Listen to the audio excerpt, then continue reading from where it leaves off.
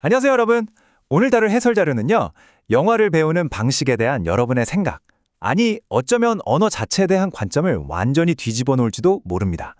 오늘은 자연스러운 유창성을 만드는 핵심 블록, 바로 관용어구의 흥미로운 세계로 푹 빠져보겠습니다. 영어 초보 학습자분들이라면 100이면 100 이런 답답함을 한 번쯤 느껴보셨을 거예요.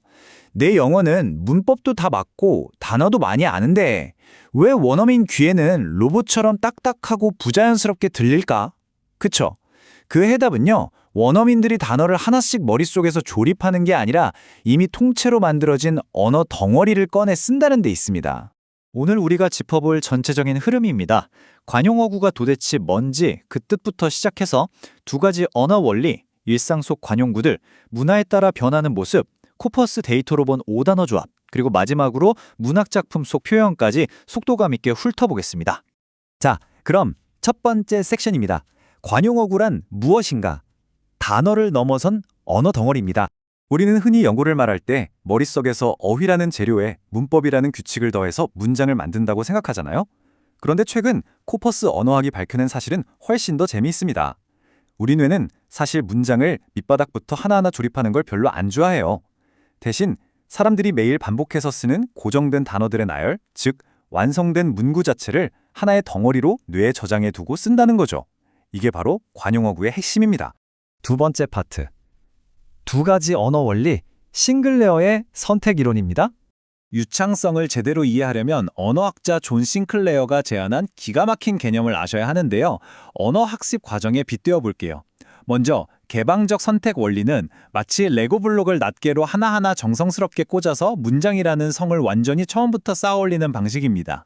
반면에 관용구 원리는 어떨까요? 우리 머릿속 사전에 이미 조립이 싹 다 끝나서 당장 꺼내 쓸 수 있는 커다란 덩어리 부품을 턱턱 가져다 붙이는 방식이에요. 여기서 제일 중요한 포인트는 원어민의 뇌는 기본적으로 이 관용구 원리를 디폴트 값으로 쓴다는 겁니다. 미리 만들어진 덩어리가 없을 때만 어쩔 수 없이 단어를 낱개로 조립하는 거죠. 이 두 문장을 보면 그 차이가 확 와 닿으실 겁니다. 그는 손으로 머리를 쓸어 넘겼다 라는 표현인데요. 관용어구를 굳어진 dragged a hand through his hair와 개방적 선택으로 낱말을 어색하게 조합한 fiddled a hand through his hair. 사실 문법적으로는 둘 다 아무 문제가 없어요. 완벽합니다. 하지만 원어민의 입에서 무의식적으로 튀어나오는 자연스럽게 들리는 진짜 영어는 오직 고정된 표현인 첫 번째 문장뿐입니다. 세 번째, 일상적인 구어체 관용구, 매일 쓰이는 대화 덩어리입니다. 그럼 이게 실제 일상 대화랑은 어떻게 연결될까요? 우리가 매일 듣는 good morning, sleep tight, 뜬금없다는 뜻의 out of the blue? 이런 표현들, 들어있는 단어 모르는 분은 없을 거예요.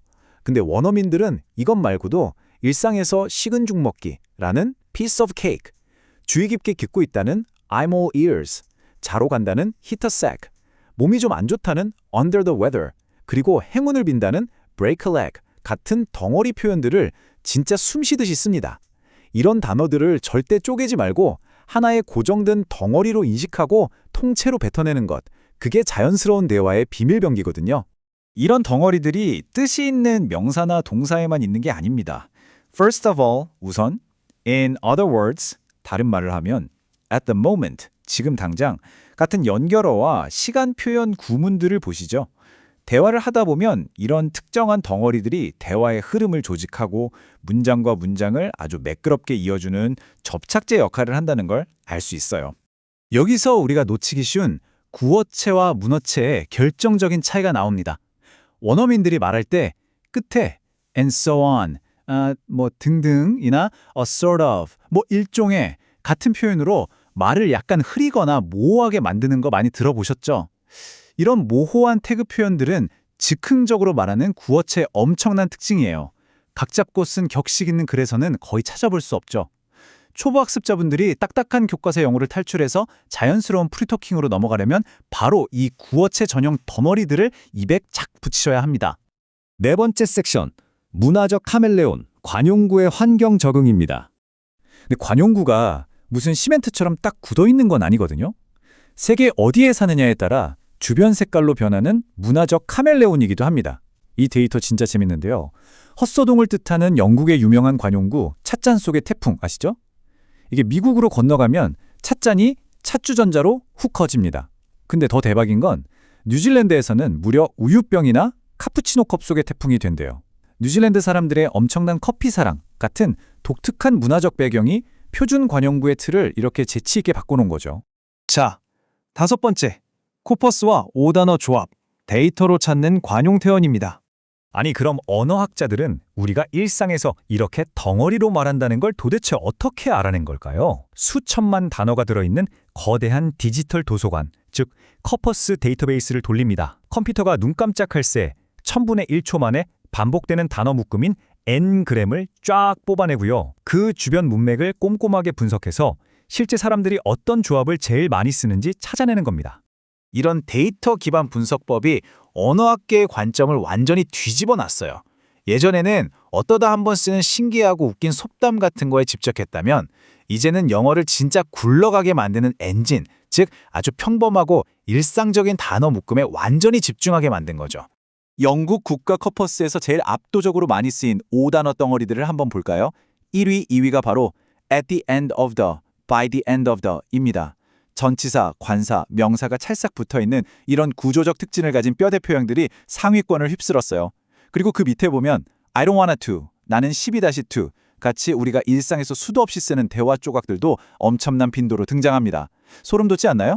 우리가 무의식적으로 쓰는 말들이 다 이런 5단어짜리 레고 블럭이었던 거예요. 마지막 6번째. 디킨스의 재활용 문구, 문학 속 관용 어구입니다. 이 관용구 원리가 일상 대화에만 적용된다고 생각하시면 오산입니다. 영어 문학의 대문호 찰스 디킨스조차도 이 방식을 엄청나게 사랑했어요.